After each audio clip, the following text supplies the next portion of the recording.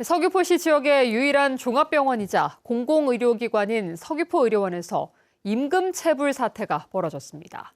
막대한 적자가 쌓이면서 빚더미에 올랐기 때문인데요. 노동자들은 근본적인 대책을 요구하고 나섰습니다. 조인호 기자입니다. 지난 1965년 문을 연 서귀포시의 유일한 종합병원인 서귀포의료원입니다. 제주도가 올해 운영비 44억 원을 출연한 지방의료원입니다. 공공의료기관이어서 일반 병원보다 진료비가 저렴해 서귀포시에 사는 서민들이 많이 이용합니다. 일단은 가깝고 교통이 편리하고 하니까 자주 오게 되면은 이쪽으로 많이 와요.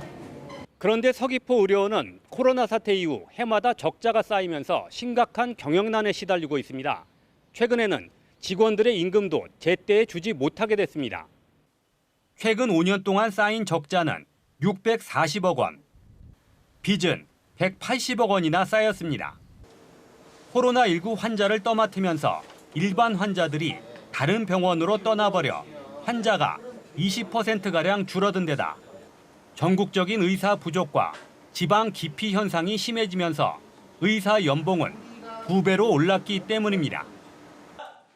결국 서귀포의료원 노동자 390명은 올해 정기 상여금 6억 원을 받지 못했다며 제주도와 도의회에 체불임금 해결과 근본적인 대책을 요구했습니다. 카드값을 미루기도 하고 보험 대출을 받아 생활하는 등 생계 불안을 호소하고 있습니다. 공공병원에서 일한다는 자부심만으로는 더 이상 버틸 수가 없습니다. 이에 따라 제주도가 지방의료원에 운영비를 더 지원할 수 있도록 조례를 개정해야 한다는 주장이 나오고 있습니다. 운영에 어려움이 있음에도 불구하고 지원할 수 있는 지금 근거가 없습니다. 운영에 어려움이 있다면은 그에 대해서 도민에게 공공의료에 전념할 수 있도록 지원할 수 있도록 근거 마련이 필요하다고 보고 있습니다. 하지만 제주도는 해마다 100억 원에 가까운 막대한 예산이 필요한 만큼 운영비 지원에 신중해야 한다는 입장이어서 조례 심사 과정에서 논란이 예상됩니다. MBC 뉴스 조인호입니다. 제주 제2공항 환경영향평가의 주요 조사 항목이 결정된 가운데 의견 수렴 절차가 진행됩니다. 제주지방항공청은 제주 제2공항 건설 사업의 환경영향평가 항목과 범위 등에 대한 결정 사항을 홈페이지에 공개하고 오는 25일까지 의견을 접수하고 있습니다. 지난달 열린 환경영향평가 협의회에서는 동식물 조사 범위를 0.3km에서 2km로 확대하고 항공기 소음 예측 범위도 3km에서 5km로 확대하는 등 조사 대상과 범위를 확대하기로 결정했습니다. 제주의 한 민박집에서 속도 위반 과태료 통지서가 잇따라 발송되는 일이 벌어졌습니다. 외국인 숙박객들 앞으로 온 고지서였는데요. 이미 출국한 외국인에 대해서는 과태료를 징수할 방법이 없어 미납액이 쌓여가고 있다고 합니다. 이따금 기자가 취재했습니다. 제주에서 민박집을 운영하는 신현준 씨. 최근 우편함으로 모르는 차량의 속도 위반 과태료 통지서가 8통이나 날아왔습니다. 지난 5월부터 렌터카 3대가 어린이 보호구역에서 속도를 위반해 20만 원이 넘는 과태료가 부과된 겁니다.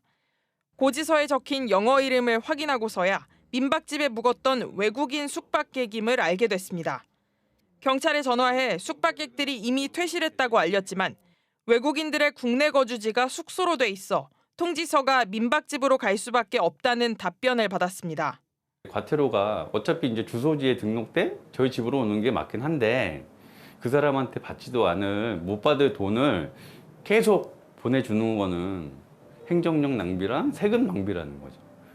현행 도로교통법에 따라 차량 소유주인 렌터카 업체에는 과태료 부과 처분을 할 수 없어 운전자의 거주지로 통지서가 보내지는데 이미 출국한 외국인들은 통지서도 받아볼 수 없어 과태료를 징수할 방법이 없습니다.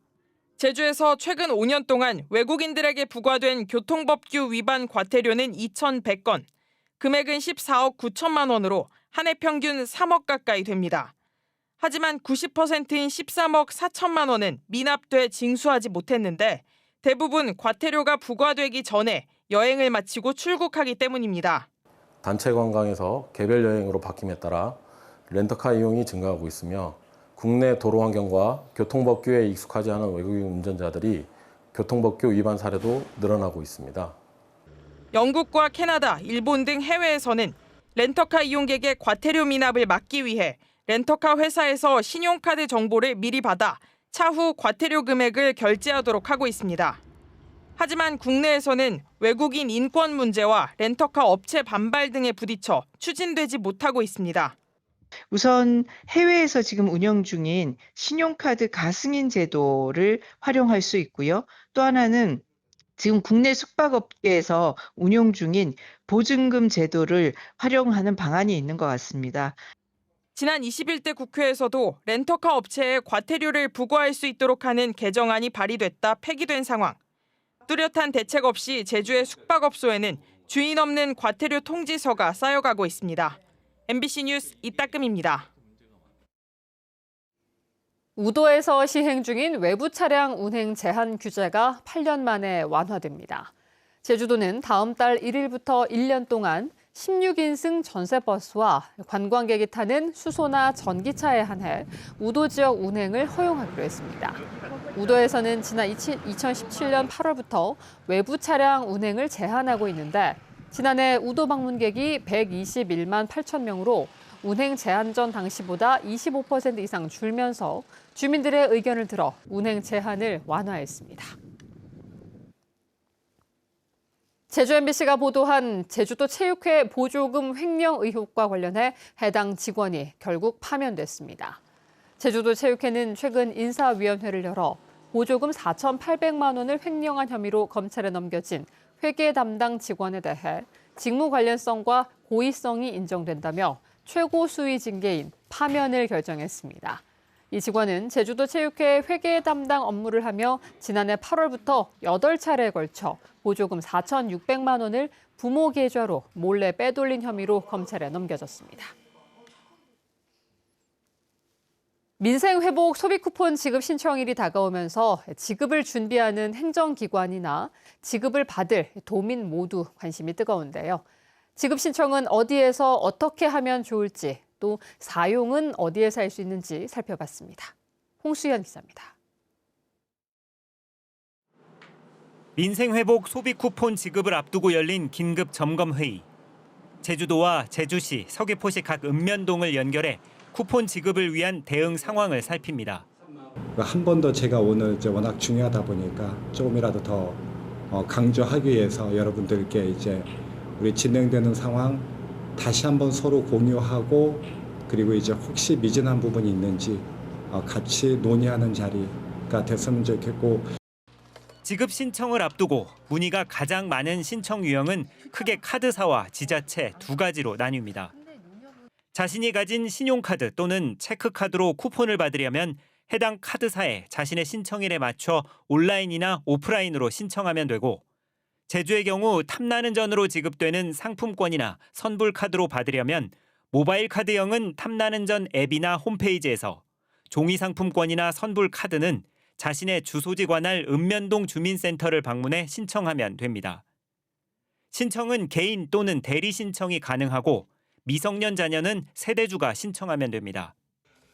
지급된 쿠폰은 11월 30일까지 사용해야 하고 쓰지 않고 남은 금액은 환불되지 않고 소멸됩니다. 사용은 신청자 본인의 주소지에서 가능한데 제주는 제주도 전 지역에서 쓸 수 있습니다. 만일 사용 기간 중에 다른 지방으로 이사를 했다면 전입 신고를 한 후에 사용 지역을 변경할 수 있지만 이 경우 신용카드나 체크카드만 해당되기 때문에 이사 계획이 있다면 이를 고려해 신청하는 것이 좋습니다. 사용처는 연 매출액이 30억 원 이하인 매장으로 제한되고 지역화폐인 탐나는전은 탐나는전 가맹점에서만 사용할 수 있습니다.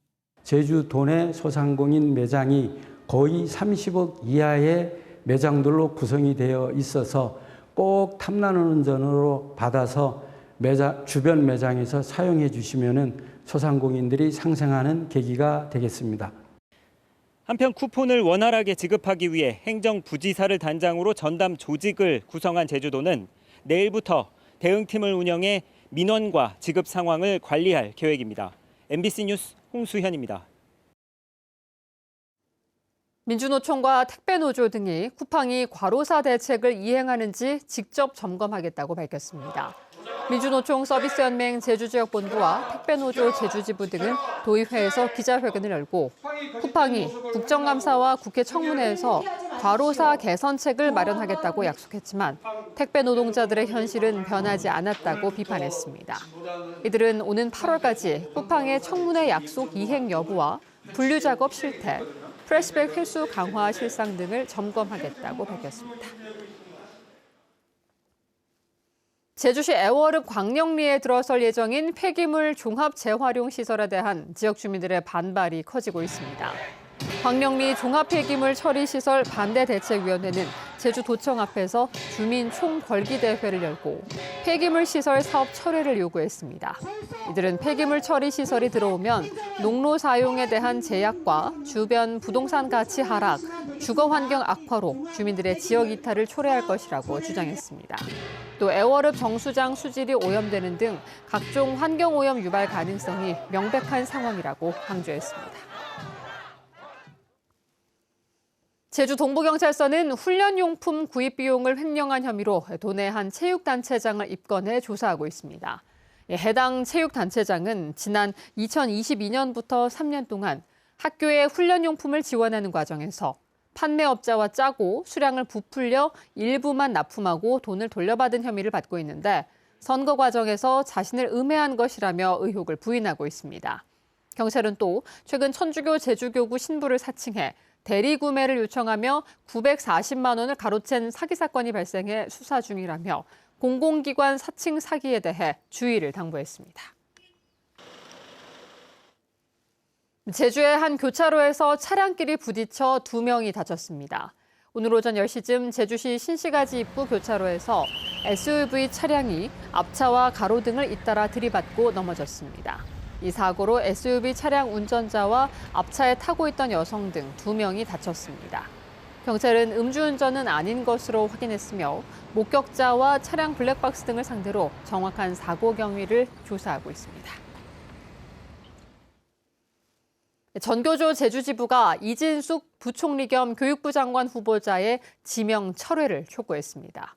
전교조는 성명을 내고 이 후보자의 자녀 조기 유학 논란과 논문 표절 의혹 등을 문제 삼으며 이재명 대통령이 후보자 지명을 철회해야 한다고 밝혔습니다. 또 이 후보자가 디지털 교과서 정책에 대해 현장의 혼란보다 정책 효과를 우선시하며 책임 있는 태도를 보이지 않았다고 비판했습니다. 7월 제주 MBC 시청자위원회가 오늘 본사 2층 회의실에서 열렸습니다. 시청자위원들은 해수욕장의 점사용 허가 문제를 짚은 기획보도와 민선 8기 취임 3주년 공약 분석 보도가 눈에 띄었다며 후속 보도를 주문했습니다. 또 제주형 행정체제 개편과 15분 도시, 추자 해상풍력 발전 사업 등 많은 예산이 투입되는 주요 현안에 대해 도민들의 이해를 도울 수 있는 기획보도가 필요하다고 덧붙였습니다.